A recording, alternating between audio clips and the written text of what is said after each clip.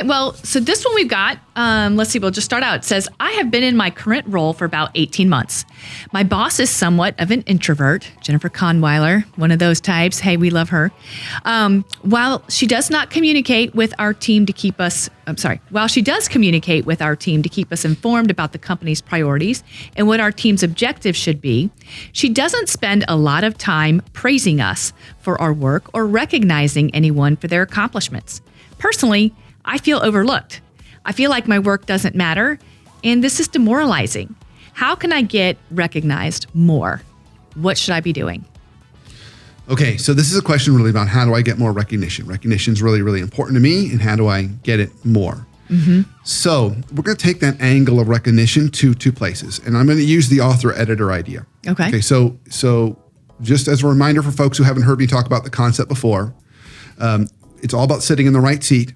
And as a manager, we want to be sitting in the editor seat 80% of the time and the author seat only 20% of the time. Okay. And as that manager in that editor seat, it's really a coaching seat. That's when we provide that positive feedback. I'm going to come back to that in a minute.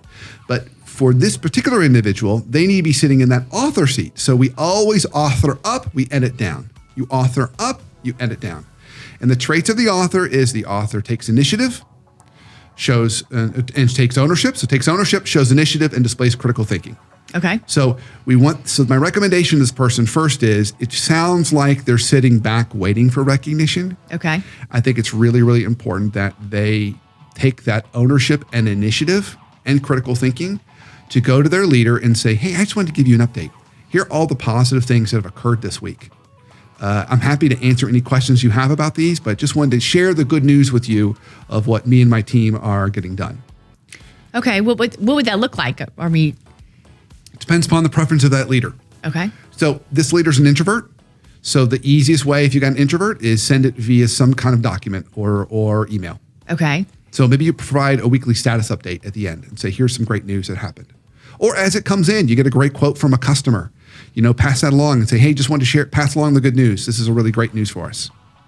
So share it that way. Now, if they're a little more extroverted, then get that FaceTime, whether that's virtual FaceTime or real FaceTime, and share it that way.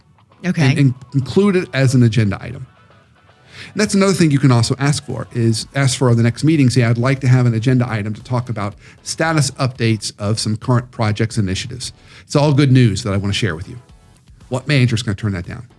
Now, if you just say status updates, they may have other things bump it. But if you say status updates, it's all good news. Oh, okay. Everyone wants to hear good news.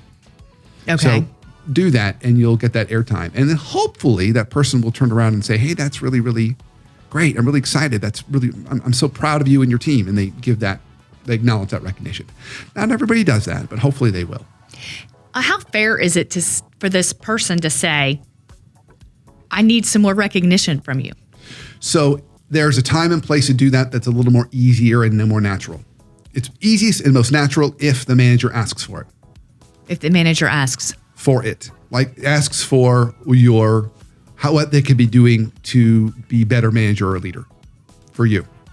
So for example, you've often heard me talk about on this show, it's really healthy as a manager or leader, maybe every quarter or maybe even more likely every 6 months, have one-on-ones with your direct reports. At the end of the one-on-one, say, by the way, what could I start doing, stop doing, or continue doing to support you better?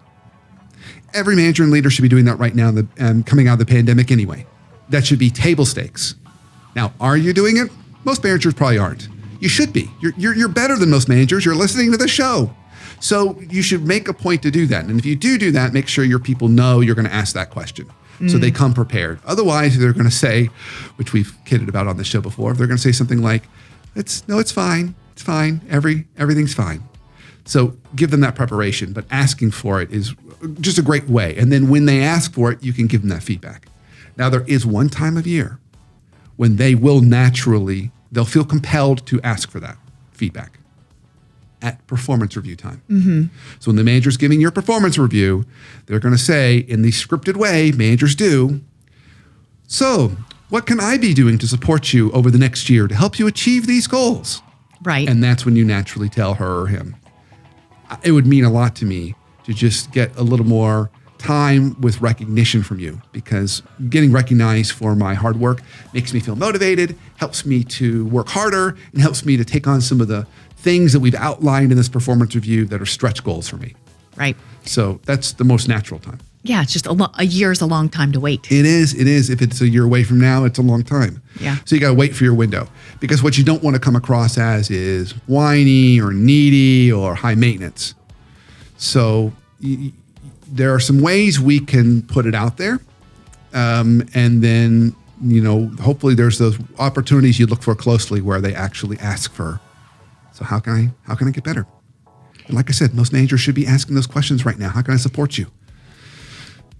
But then otherwise, if you are getting that feedback from your clients, from your customers, maybe your boss is irrelevant in this. Bask in that. Bask in your clients' feedback. Bask in your coworkers' feedback. So what I would say is, while we would say, you're right, irrelevant's an interesting word. It could absolutely be irrelevant, but the more interesting take on it is, why is your boss so relevant to you? Yeah. So this comes back to, you're getting all this great positive feedback from everybody else. Why do you have to get it from your leader? And I'm going to pull my therapist hat for a minute. I can almost guarantee you, if you've got this deep desire that you have to get approval and recognition from your boss on a regular basis, probably ties into some experiences you had with your parents. Yeah. So that's worthy of that deeper work, because it sounds like it would also be getting in your way. You're getting it from everybody else. And your boss is definitely not saying anything negative. You're just not getting the big kudos that you might want or need.